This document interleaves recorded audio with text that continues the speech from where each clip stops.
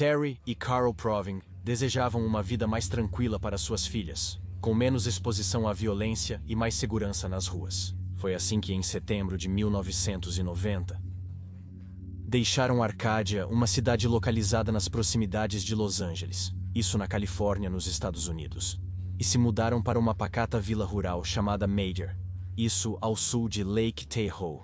Nesse ambiente tranquilo, acreditavam que iriam encontrar a felicidade. Por outro lado, era o momento ideal do ano para fazer isso porque JC, que tinha 10 anos, começaria o 5º ano lá. No entanto, a tranquilidade durou 9 meses e a viagem se transformou em um inferno. No vídeo de hoje vou te contar a história da JC, uma menina que foi sequestrada por 18 anos.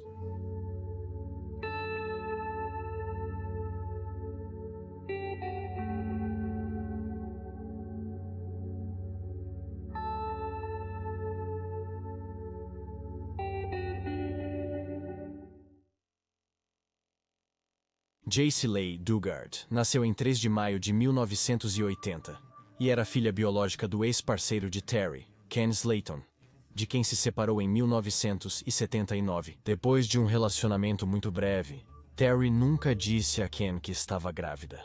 JC cresceu sendo muito tímida e apegada à sua mãe. Ela tinha um grande sorriso e um rosto angelical cheio de sardas, emoldurado por cabelos loiros, por cabelos dourados.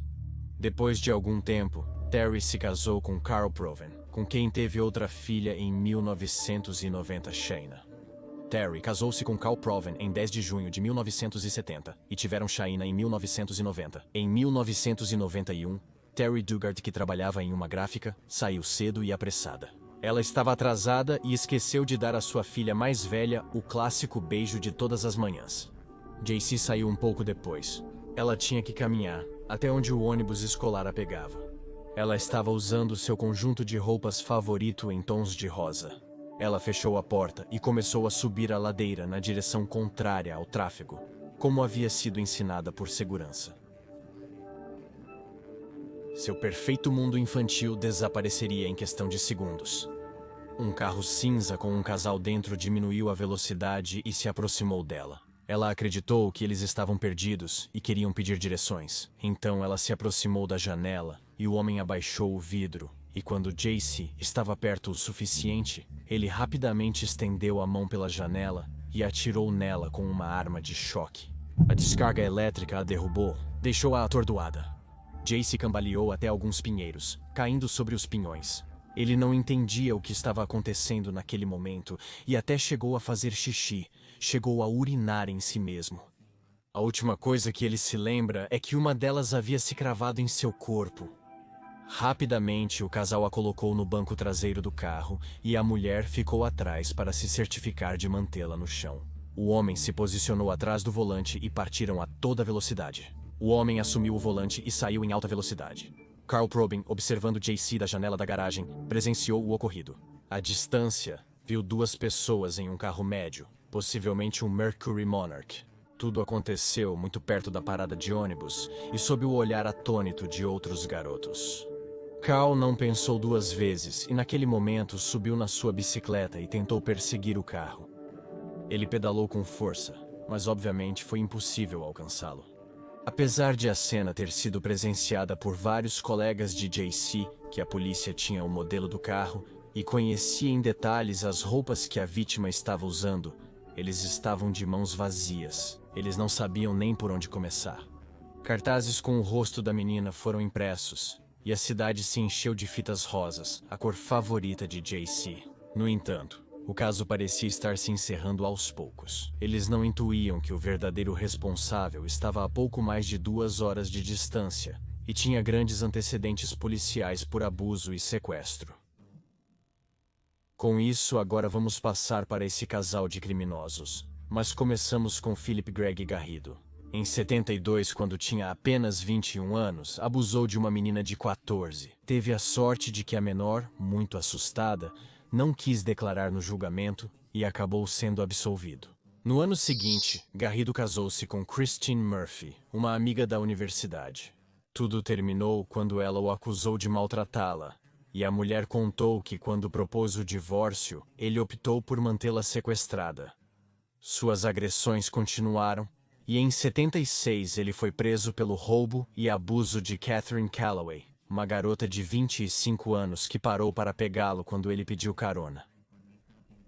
Em 76, o tribunal ordenou sua avaliação psiquiátrica e ele foi diagnosticado com comportamento sexual desviado e vício em substâncias. Em 77, então, ele foi declarado culpado e enviado para a prisão de Kansas.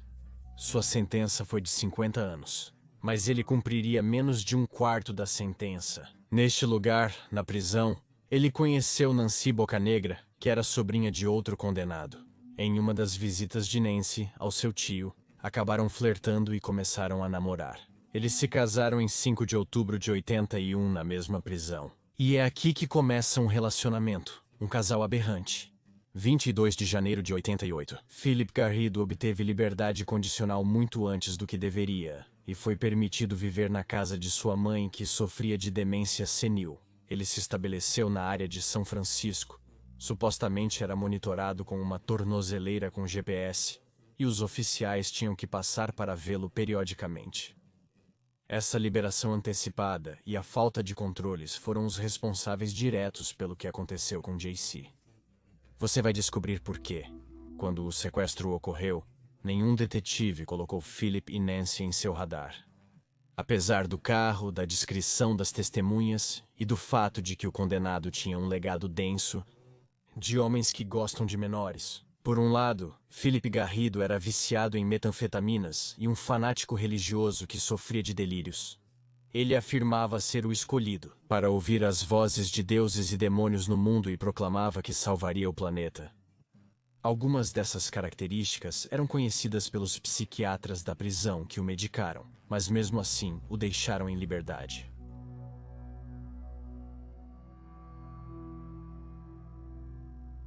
Nancy também tinha evidentemente suas perversões e só queria satisfazer seu marido. Era seu amante. Além de ser sua cúmplice, ela o ajudava a se aproximar das vítimas.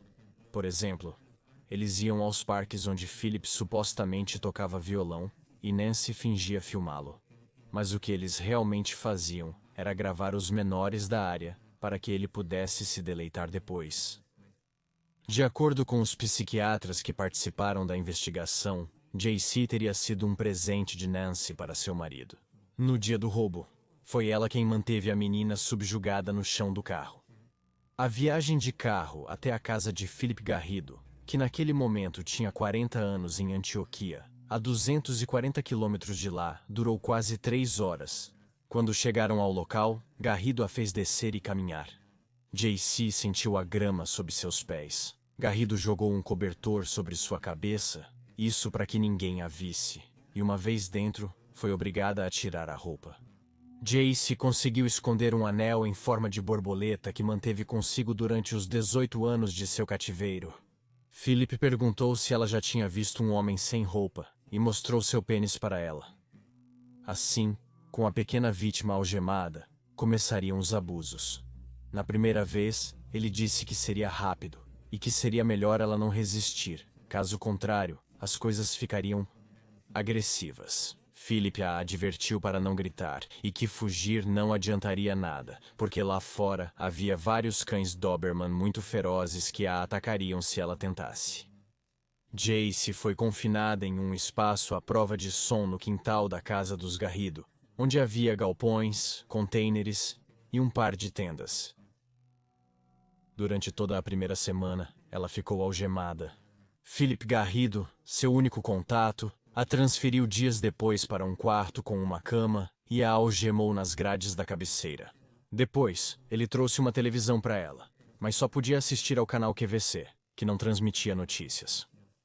Devido à sua idade, Jace não sabia o que era abuso. Nunca tinha ouvido falar sobre o assunto. No entanto, agora sua vida havia se transformado nisso e em pedidos de desculpas. Era sua nova e horrível existência. E ela não suspeitava do quão longo esse inferno iria se tornar. Jace estava imersa em uma profunda confusão, a tal ponto que em um momento começou a pensar que ninguém mais se lembrava dela, e que sua família havia parado de procurá-la. Esse pensamento a angustiou de uma maneira terrível. Um tempo depois, Garrido a mudou para um espaço maior. Ele dizia a ela que demônios e anjos permitiam que ele a mantivesse e que ela deveria ajudá-lo com seus problemas porque a sociedade o havia ignorado. Ele explicou que se ela fizesse isso, ele não precisaria procurar outra garota. Jaycee estava assim salvando essas jovens desconhecidas. Hoje a mulher está convencida de que de alguma forma realmente foi assim. Garrido também tomava anfetaminas e obrigava Jaycee a tomar anfetaminas. Jaycee a se maquiar e se vestir como uma trabalhadora da noite. Igualmente, era uma escrava. Ele também a obrigava a assistir revistas e filmes para adultos e pedia que ela ouvisse as vozes que, ele dizia, saíam das paredes. O cenário era, como te digo, enlouquecedor. Para uma menina que tinha apenas 11 anos e que havia vivido protegida por sua família até o dia do roubo. Jaycee, confinada, devorava televisão. No programa Quem é o Chefe, descobriu a atriz Alyssa Milano. Então decidiu tomar seu nome porque seus captores não permitiam que ele usasse o dele. De agora em diante seria Alyssa. Outra de suas séries favoritas era A Doutora Quinn, estrelada por Jane Seymour. Ironicamente, foi graças a essa série que ela aprendeu como eram os partos e a criação de bebês. As séries favoritas forneceram a ela lições fundamentais para a próxima fase da vida. No dia 3 de abril de 94, domingo de Páscoa, os Garridos deram pela primeira vez a Jaycee comida elaborada e permitiram que ela assistisse a outros canais de televisão. Foi como uma cerimônia para informá-la de que estava grávida. Pouco tempo antes, Jaycee havia entendido, assistindo à televisão, que a intimidade e a concepção estavam interrelacionadas. Ter intimidade, estou me referindo aos abusos. Teve sua primeira filha sem a ajuda de ninguém, e com o único conhecimento que a pequena tela, a televisão, havia lhe proporcionado. Finalmente ela nasceu, e Jaycee a chamou de Angela. Pela primeira vez em sua nova vida, Jaycee não se sentia sozinha. Era minha, foi o que ela disse chorando em 2011, para a famosa jornalista Diane Sawyer, que a entrevistava para seu programa na rede ABC. Senti que a partir de então nunca mais estaria sozinha, foram as palavras de Jaycee.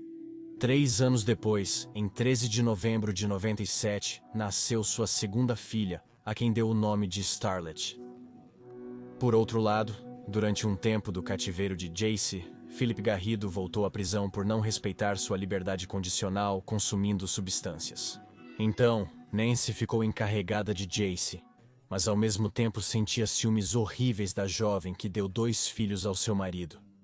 Na perversa mente de Philip Garrido, ocorreu-lhe algo para acalmar os ciúmes de Nancy. Que Jaycee a chamasse de mãe e que Angel e Starlet também passassem como filhas do casamento. Enquanto Jaycee esteve lá, nunca foi a um médico, a um dentista. Suas filhas evidentemente também não. E nunca desde o sequestro ele havia permitido que ela ficasse no jardim ao sol.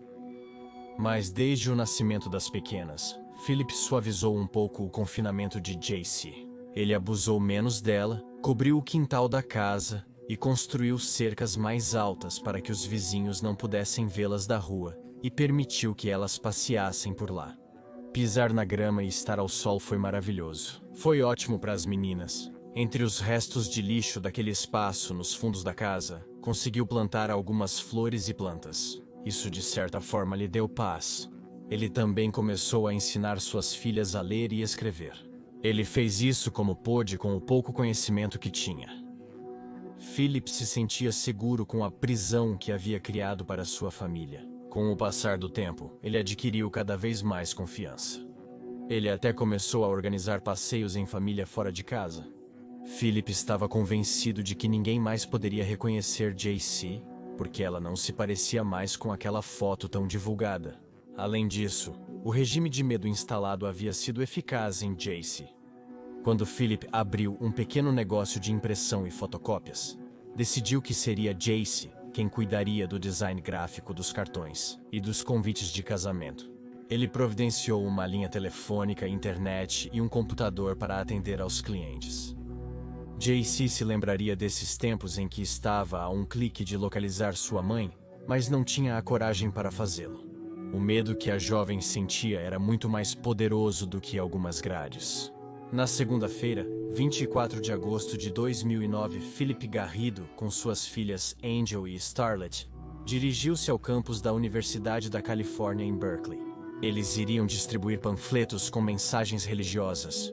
Garrido disse à gerente de eventos especiais da universidade, Lisa Campbell, que tinha a intenção de realizar uma atividade no campus chamada O Desejo de Deus.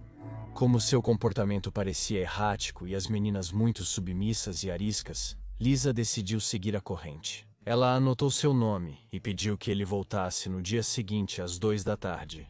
Ele o tratou muito bem porque queria que ele voltasse no dia seguinte para o compromisso. Quando Garrido saiu com as meninas, Lisa imediatamente ligou para a polícia do campus, Ali Jacobs. Jacobs mandou investigar sobre esse homem e tudo veio à tona imediatamente. Garrido era um abusador que estava em liberdade condicional. Os alarmes que haviam disparado para Lisa estavam corretos. Ela fez o que a polícia nunca conseguiu fazer. No dia seguinte, 25 de agosto, o trio apareceu no horário combinado. Desta vez, Lisa estava com Ali. As pequenas chamavam a atenção por sua extrema palidez. Era como se nunca tivessem sido expostas ao sol. A de 15?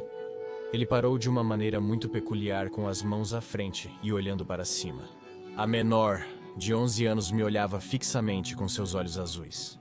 Parecia estar sondando minha alma. Era perturbador, confessou Ali sobre o que sentiu naquele dia. Tentando não chamar a atenção de Garrido, começaram a fazer perguntas superficiais às meninas.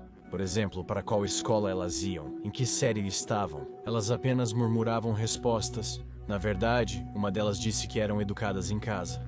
Quando perguntaram à mais nova sobre um golpe que ela tinha sobre o olho, ela respondeu que era uma marca de nascença. As mulheres adultas ficaram paralisadas. Garrido, enquanto isso, continuava com sua conversa com essa loucura que ele tinha. Ele ofereceu um livro que havia escrito intitulado A Revelação sobre a Origem da Esquizofrenia e voluntariamente disse que 33 anos atrás havia sido um criminoso, mas que agora estava trabalhando para Deus. Ali Jacob ficou inquieta, evidentemente, e ligou para o responsável pela liberdade condicional de Garrido. Ela contou a ele que ele andava com 2 menores de idade que afirmavam ser suas filhas. O oficial encarregado de monitorá-lo disse que Garrido não tinha filhos. E então, aqui a pergunta que surgiu para Ali. Era quem estava errado. A chamada de Ali Jacob impulsionou que eles se movessem rapidamente, que a polícia fizesse o que nunca havia feito. Então eles foram convocados para a delegacia no dia seguinte. A Philip Garrido, que por sua vez este homem não se preocupou muito. Ele sentia que tinha tudo sob controle. Ele foi com Nancy, JC, Angel e Starlet. Os agentes foram perguntando seus nomes. Curiosamente, o próprio Garrido foi quem falou sobre o sequestro de uma menor. Os policiais confusos começaram a falar com cada uma delas. Quando chegou a vez de JC, ela não se apresentou como sempre fazia, chamando-se Alisa, mas disse seu verdadeiro nome. Confusos, os policiais perguntaram novamente, mas ela não conseguiu repetir. Ela pediu papel e caneta e escreveu JC Dugard. Ao longo dos anos, os agentes de controle prisional visitaram a casa de Garrido 60 vezes, mas nunca a revistaram. Eles também não olharam para o seu quintal, seu galpão ou as tendas que ele tinha lá. Apesar de que em 2006 houve uma denúncia ao 911 de alguns vizinhos que afirmavam ter visto meninas que não eram da família naquele jardim. Se tivessem sido minimamente eficientes, os agentes teriam encontrado a JC muitos anos antes. Mas, infelizmente, isso não aconteceu. Foram completamente ingênuos, para não dizer inúteis, com um homem que havia demonstrado ser um temível predador. Sua família, apesar das fantasias de JC, que acreditava que eles haviam parado de procurá-la, nunca baixaram os braços. Fizeram roupas com o rosto dela, imprimiram selos postais, gravaram centenas de cassetes com a música preferida da garota. Queriam, de certa forma, manter viva a memória de JC entre as pessoas para pressionar as autoridades a continuar procurando por ela. Terry, na verdade, juntava dinheiro para pagar investigadores particulares e chegou a distribuir até 1 milhão de cartazes por todo o país. Desde que sua filha desapareceu, vivia em constante angústia e sobressaltada pelo som do telefone. Temia tanto receber uma má notícia quanto as brincadeiras cruéis ou as constantes decepções que recebia. Na quarta-feira, 26 de agosto de 2009, tudo mudou. O telefone tocou mais uma vez em sua casa. Quando ouviu a voz do outro lado da linha, respondeu irritado que não era engraçado e que por favor parasse de fazer isso. No entanto, a voz de uma mulher repetiu: "Mamãe, sou eu, sou Jace." Para a mãe, sua filha estava viva e agora tinha 2 netas. Isso era um milagre. O reencontro foi íntimo e muito cuidadoso em um hotel de São Francisco. Terry foi com Shayna, sua filha mais nova, e com sua irmã Tina. Jace compareceu com suas 2 filhas. Terry levou um pente. Ele queria repetir aquele ritual que havia sido quebrado em 91 quando Jace tinha 11 anos. Eles se abraçaram, se beijaram e conversaram muito. Começar uma nova vida foi maravilhoso, mas também foi uma tarefa extremamente difícil. Pouco a pouco, Jace começou a construir novos alicerces para ela e suas filhas. Por outro lado, o casal formado por Philip, que naquele momento tinha 60 anos, e Nancy, 56, foi acusado de sequestro e abuso, e foram imputadas 29 acusações, foram detidos sem possibilidade de qualquer fiança. Em 2 de junho de 2011, Philip Garrido foi condenado a 431 anos de prisão. Nancy, a 36, que pessoalmente me parecem muito poucos. Ao completar a primeira década de sua libertação, em 2019, Jace disse que seu objetivo era criar suas filhas sem cair na superproteção. As meninas cresceram pensando que Nancy e Philip eram seus pais. Na verdade, quando Philip foi preso, elas se desesperaram. Fazer com que elas soubessem a verdade a fundo foi um verdadeiro desafio.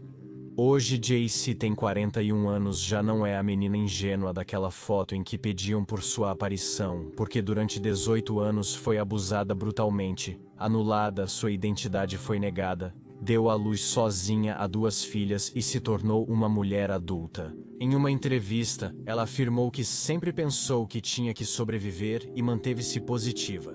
A vida após algo tão trágico, mas o que ela nunca poderá imaginar é a outra vida, aquela que foi arrancada dela. Ela nunca saberá como teria sido sua vida se esse doente não tivesse aparecido.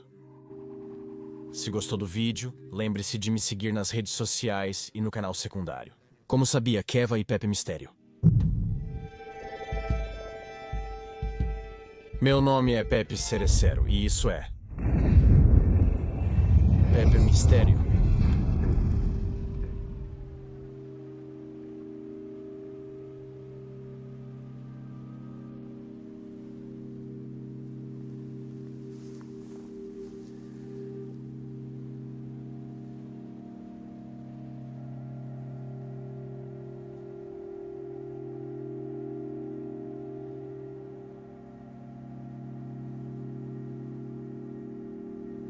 E inscreva-se no canal.